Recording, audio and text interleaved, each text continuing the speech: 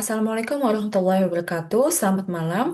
Nama saya Nurul Nubuah dengan NIM 2702462862802. Di sini saya hendak mempresentasikan hasil temuan dari proposal penelitian yang saya dan tim saya lakukan. Dan proposal ini berjudul Peran Pekerjaan Layak bagi para Buruh dalam Memperkuat Fondasi Pertumbuhan Ekonomi di Indonesia. Nah, presentasi ini saya lakukan untuk menunjang tugas akhir dari mata kuliah Kewarganegaraan BINUS University. Nah, proposal ini dilatar belakangi dari masih banyaknya warga Indonesia yang menghadapi tantangan dalam menemukan pekerjaan yang layak dan juga masih rendahnya perlindungan hukum bagi para buruh di Indonesia yang menyebabkan pertumbuhan ekonomi di Indonesia ini sangat lambat.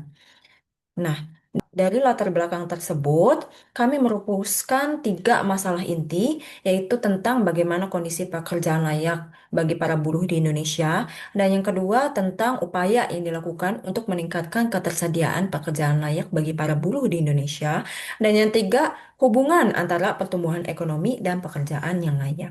Proposal ini menggunakan metode penelitian wawancara, di mana kami mewawancara secara komprehensif terhadap pihak-pihak yang terkait, yaitu para buruh Indonesia. Nah, dari hasil wawancara tersebut, kami mendapatkan hasil temuan. Yang pertama, kurangnya daya tawar buruh dalam menegosiasikan upah yang layak.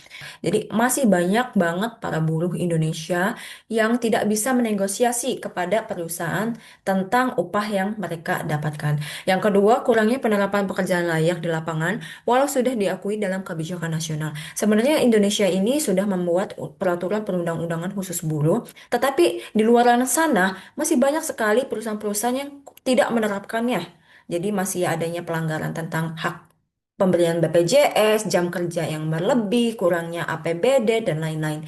Dan yang ketiga ini, lemahnya pengawasan dan perlindungan bagi pemerintah yang membuat masih banyak perusahaan yang melanggar aturan. Jadi, pemerintah ini seharusnya melakukan tindakan tegas dalam hal ini. Karena pemerintah merupakan salah satu instansi yang tertinggi untuk menegakkan keadilan. Jadi ketika pemerintahnya aja masih lemah seperti itu, otomatis banyak sekali perusahaan-perusahaan yang lolos dan masih berbuat kecurangan seperti ini.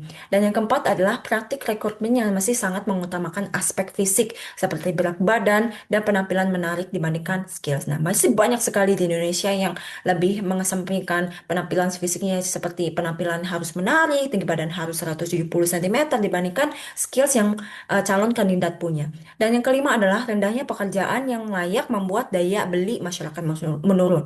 Nah, ketika daya beli masyarakat ini menurun, akan mempengaruhi ekonomi Indonesia yang sangat lambat. Nah, dari permasalahan dan hasil temuan tersebut, saya dan tim saya merancang solusi untuk masalah-masalah terkait dengan para buruh ini. Yang pertama, untuk perusahaan adalah menjalankan peraturan yang sesuai dengan peraturan perundang-undangan yang ada. Dan perusahaan harus sekali menghentikan diskriminasi dan perekrutan, dan juga perusahaan harus menyediakan pelatihan vokasi dan program sertifikasi untuk menunjang skills pekerja.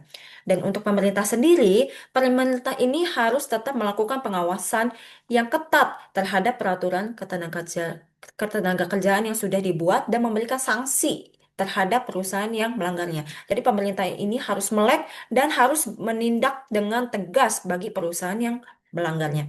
Dan untuk masyarakat sendiri, masyarakat ini harus memahami hak-haknya sebagai para pekerja dan ikut menyuarakan jika mereka dirugikan secara hukum oleh suatu perusahaan.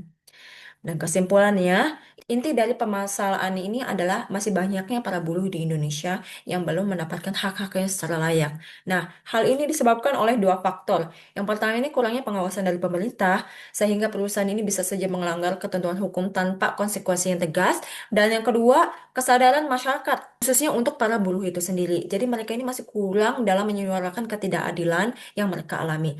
Nah, jika hak-hak buruh ini tidak dipenuhi, maka mereka tidak memperoleh kondisi kerja yang layak. Dan hal ini menimbulkan produktivitas kerja yang menurun dan pada akhirnya akan berdampak negatif pada output nasional atau PDB. Jadi ketika buruh mendapatkan hak yang secara adil, mereka juga akan bekerja dengan motivasi yang tinggi dan konsumsi masyarakat pun turut meningkat. Nah, ini akan memicu pertumbuhan ekonomi dari sisi permintaan yang meningkat juga. Solusi lain adalah perlunya kolaborasi yang kuat dari berbagai pihak, baik dari pemerintah, perusahaan, masyarakat umum, dan peningkatan kesadaran terhadap pentingnya hak-hak ketenagakerjaan. Nah, dari adanya proposal ini, saya mempunyai refleksi diri. Nah, saya juga mendapatkan pelajaran penting bahwa tidak semua pekerjaan yang tersedia di Indonesia ini bisa dikatakan layak. Oleh karena itu, peran pemerintah dan sektor swasta ini sangat penting, khususnya dalam memastikan adanya pengawasan yang konsisten terhadap perusahaan agar hak-hak pekerja tetap dijaga. Selain itu, masyarakat juga harus berani menyuarakan ketidakadilan ketika terjadi pelanggaran. Jadi, jika dikaitkan dengan pertumbuhan ekonomi, pekerjaan yang layak ini sebenarnya sangat penting sekali ya. Pekerjaan yang layak ini bukan hanya menjamin penghasilan yang cukup bagi para pekerja di luar sana, tetapi hal ini juga akan berdampak langsung pada peningkatan produktivitas tenaga kerja yang merupakan salah satu indikator penting dalam pertumbuhan ekonomi. Sekian dari saya, terima kasih untuk Bapak Faustinus dan juga Bapak Agus yang telah memberikan kami tugas ini. Terima kasih juga karena Bapak sudah memberikan insight yang sangat penting untuk kami di mata kuliah kewarganegaraan. Ini sangat berguna untuk saya sendiri. Terima kasih dan selamat malam.